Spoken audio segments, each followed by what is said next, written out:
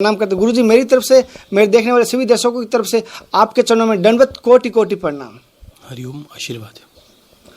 गुरु जी, जैसे कि बताया था अष्टांग योग में मंत्र के बारे में, जो मंत्र ग्रहण किया है, लेकिन कुछ माताओं का सवाल है कि जो हाउसवाइफ है, जो घरों को काम होता है, जैसे हर घर में ज़्यादातर काम होता है बड़ी फैमिली में, तो वो क्या, उनका कहना है कि जैसे आपने बताया था योग जैसे मंत्र करते हुए 1-1 घंटा लगता है, तो वो जैसे घर में काम करते हुए चलते फिरते कर सकते हैं या माला लेके बैठना जरूरी है? ये काम करते करते अगर गुरु मंत्र करें तो क्या सफल है?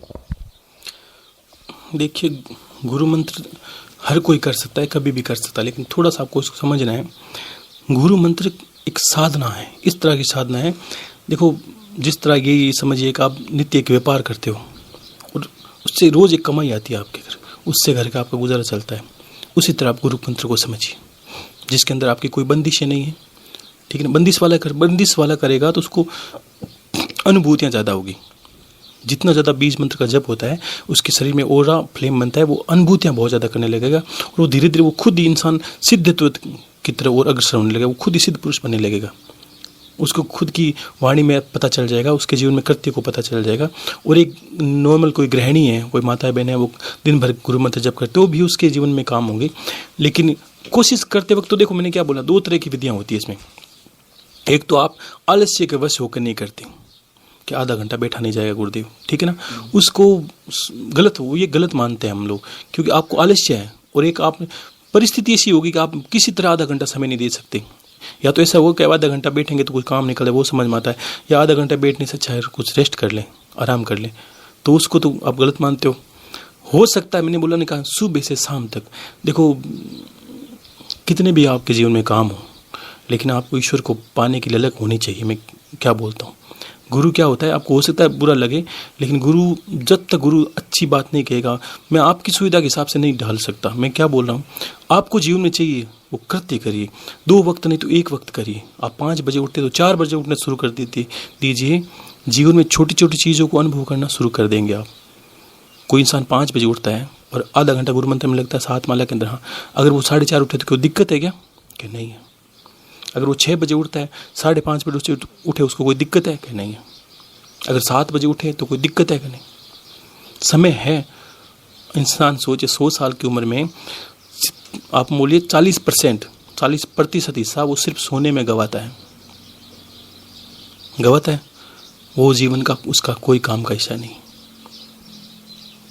अगर उसके अंदर एनर्जी की वजह से सोते हैं, और मैंने बोला ना, योगी, हम लोग गुरुदेव बोलते हैं 2 बजे उठना पड़ता है, 3 बजे उठना। सन्यासियों का समय ऐसा ही है, 2 से 3:30 बजे उठना पड़ता है।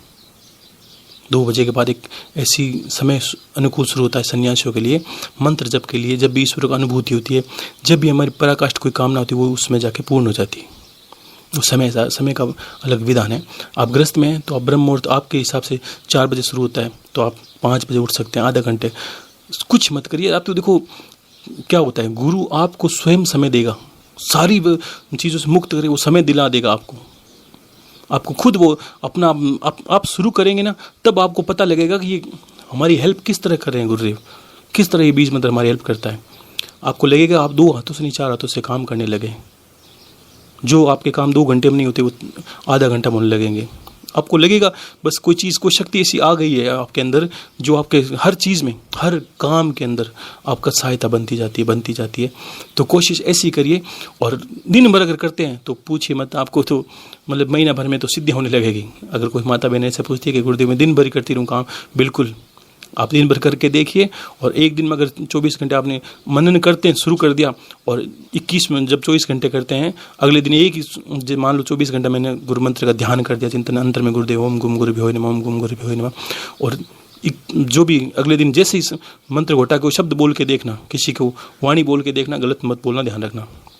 किसी को अच्छा बोल के देखना, किसी को वरदान दे के देखना, किसी को आशीर्वाद दे के देखना, उसके जीवन में क्या फल आता है, तुरंत ही फल देगा आपको। अगर इस तरह मिल जाए तो हम तो 24 घंटे करते हैं, अंतर मनन करते हैं, हे गुरु का ध्यान करते हैं, तो 24 घंटे कर लिया तो आपको कुछ करने की जरूरत नहीं पड़ेगी।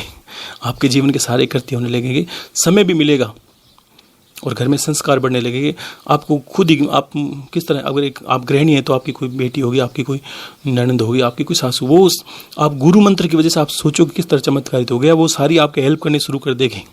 गुरु सबको खींच के आपके पास ले आएगा और आपके काम, आपको किस तरह आपका सम्मान बढ़ता है परिवार के अंदर, किस तरह आपका वर्चस्व बढ़ेगा, ये आप नोट करना। मैंने बोला ना, हर चीज़ जो आपने सोची है, लेकिन आपको थोड़ा संयम रखना पड़ता है। आज कोई फसल लगाएगा तो तुरंत तो नहीं काट सकता ना, समय आता है उसका काटने के लिए। तो उस समय को मैंने बोला, जिसके पास धीरज है, संयम है, वो ही इन चीज़ों को हाथ लगाए। और जिनको लगता है आज कर लिया गुरुदेव कल चमत्कार हुआ नहीं, वो मत करें, करना नहीं, आपके लिए वो ज्ञान नहीं है। आप बस जो जीते उस तरह जीते रहिए, आपको कोई फ़र्क नहीं पड़ेगा, ऐसे भी फ़र्क नहीं पड़ेगा, और आप कर लेंगे तो भी फ़र्क नहीं पड़ेगा। जिसके गुरु के अंदर समर्पण है, जिनको पता है गुरुदेव बोलेंगे सही बोलेंगे, गलत नहीं बोलेंगे, मनन करके बोला है, जीवन को अनुभव करके बोला है, तो आपके जीवन में अनुभव होंगे, यही मैं बोल रहा हूँ। ठीक है, तो आप कोशिश करते दोनों वक्त, नहीं तो एक समय निकालिए। संध्या के समय हो सकता है आप थक जाती हैं, समय नहीं मिलता खाना वाना बनाते वक्त। सुबह के अंदर माता बहनें हमारी जल्दी उठती है, उठना भी चाहिए। जो स्त्री ब्रह्म संध्या ब्रह्म वेला में नहीं उठती, उसके घर में दरिद्रता कभी नहीं जाती, ध्यान रखना। स्त्री घर की गृह स्वामी नहीं होती है, उसको ब्रह्म वेला में उठना जरूरी होती है। झाड़ू जो निकालते हैं, झाड़ू साक्षात लक्ष्मी का स्वरूप होता है। झाड़ू, कांच, ये सब क्या है, लक्ष्मी का स्वरूप है। देवी के पूजन में हम कांच देते हैं, क्यों देते हैं? आईना देते हैं छोटा सा, क्यों देते हैं? वो खुद लक्ष्मी का स्वरूप है। झाड़ू खुद लक्ष्मी का स्वरूप है। अगर सोचिए किसी घर के अंदर झाड़ू नहीं हो तो दरिद्रता उस घर की कभी जाती नहीं है, ठीक है ना। तो झाड़ू का ध्यान रखिए, ये भी लक्ष्मी स्वरूप। उसको उठाने से पहले अंदर में ध्यान करिए, हे भगवती लक्ष्मी स्वरूप है। आप ये मत सोचना कि लक्ष्मी इसको कैसे माने, माँ लक्ष्मी ये नहीं होती। तो दरिद्रता जो नाश करता है वो लक्ष्मी स्वरूप ही होता है आपका। झाड़ू के बिना घर की कल्पना करके देखिए आप। तो इसको सम्मान से उठाइए और सम्मान के साथ रखिए। कुछ माता बहन इसको नीचे गिराएगी, तोड़ेगी, जोर जोर से फटका। जिस दिन आपको झाड़ू के अंदर ऐसा मारती है, कुछ माता बहन झाड़ू निकालने के बाद पानी से गिराते, पानी से भिगोने नहीं झाड़ू को, ऐसा करती है। करने के बाद उस घर की कभी कले शांत नहीं होगी। जो माता बहन झाड़ू को ऐसा फटका लगाती, नीचे गिराती है, मतलब झाड़ू निकालने के बाद, तो उस घर में कभी कले शांत नहीं होगी। उसकी एनर्जी का इतना प्रभाव है। जो झाड़ू सम्मान से उठाती है, सम्मान के साथ रखती है, अंतर में परिणाम। मैं ऐसा नहीं बोला उसके आगे बैठ जाइए आप, उसको सम्मान करके, सम्मान के साथ उसको उठाइए, सम्मान के साथ रखिए। हे भगवती स्वरूपा लक्ष्मी मेरे सभी दर्दों का नाश करें, ये करके झाड़ू लगाइए आप।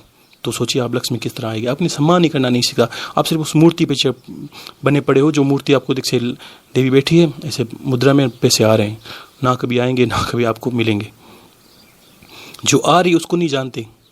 देखा दुकानदार कहीं दुकान जाके झाड़ू से निकालेगा तो उसकी नेगेटिविटी निकलेगी, और उसको पता है, जो का व्यापार करता है उसको पता है लक्ष्मी का आगमन होगा। क्यों? कि उसको पता है वो लक्ष्मी स्वरूपा है। कांच, जिस घर के अंदर माता बहनें कांच को साफ नहीं रखती आईना देखने की, तो फिर उस घर में भी लक्ष्मी की हानि होती है, दरिद्रता का वास होता है। तो कुछ चीज़ें माता बहनों को करनी चाहिए गृहस्थी के अंदर, वो करिए आप।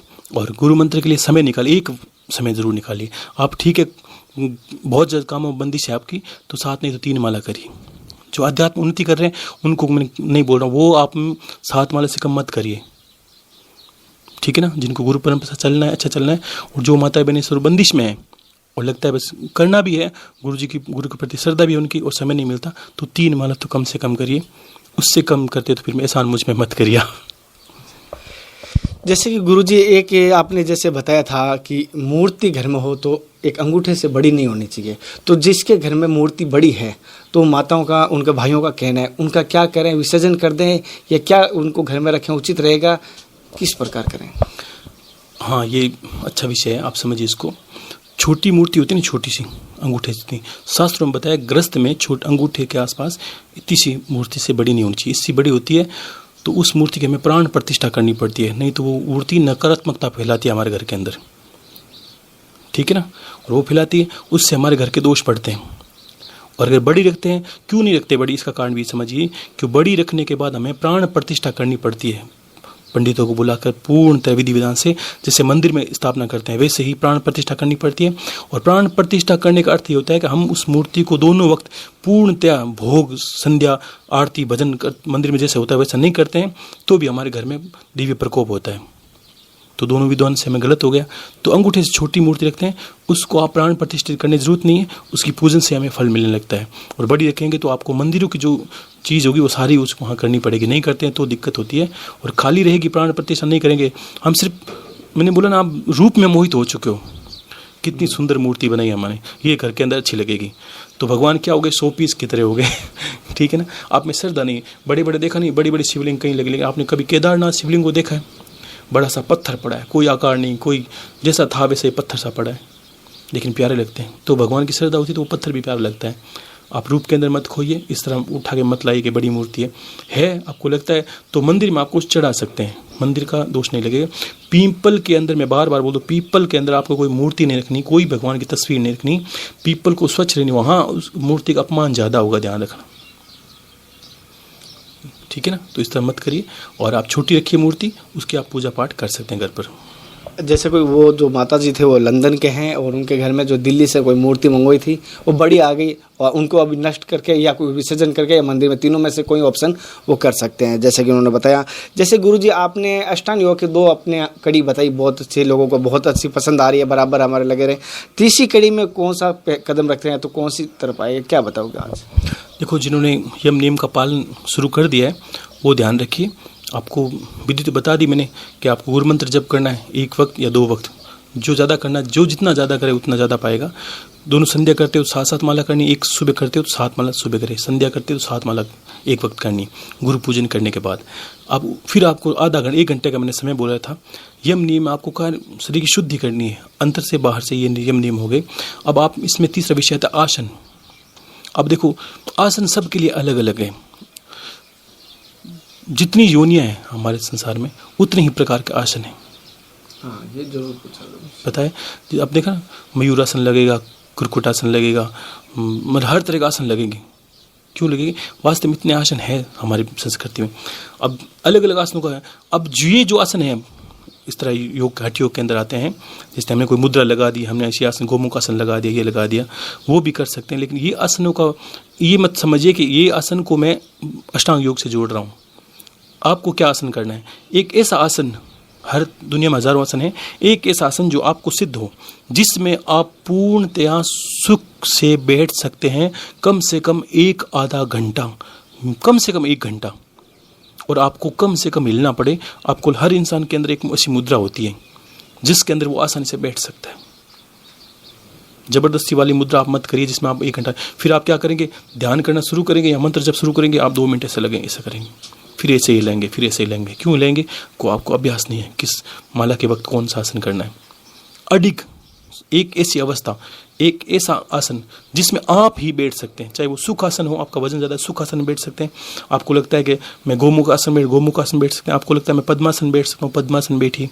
कोई भी एक आसन जिसमें आप अडिग होके, आपको लगता है मैं बस इस आसन में 1 घंटा सीधा बैठ सकता हूँ, बिना रीढ़ की हड्डी को हिलाए आराम से बैठ सकता हूँ, उस आसन को आसन बोला है अष्टांग योग के अंदर।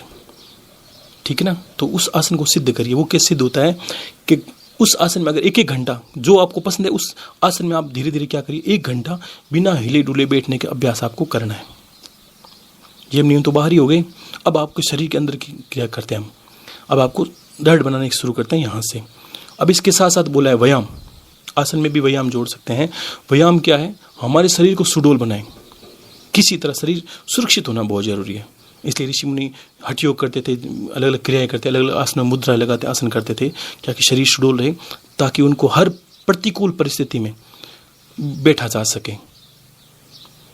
ठीक है ना। अब अवस्था कैसी भी हो सकती है, बहुत गर्मी हो सकती है, बहुत सर्दी हो सकती है, लेकिन आपके अंदर एक ऐसी मुद्रा, एक ऐसा आसन होना चाहिए जिस मुद्रा आसन के अंदर आप अडिग होके बस किसी मौसम का प्रभाव बिना शरीर पर डाले हुए, आपको लगता है बस मैं हर परिस्थिति में इस आसन को 1 घंटा कम से कम आप बिना हिले बैठना, बिना आपको बिल्कुल भी नहीं हिलना, उस आसन को ही आसन बोला है इसमें अष्टांग योग के अंदर। ठीक है ना। और प्राणायाम करते रहिए, व्यायाम करेंगे, इससे शरीर सुडौल रहेगा।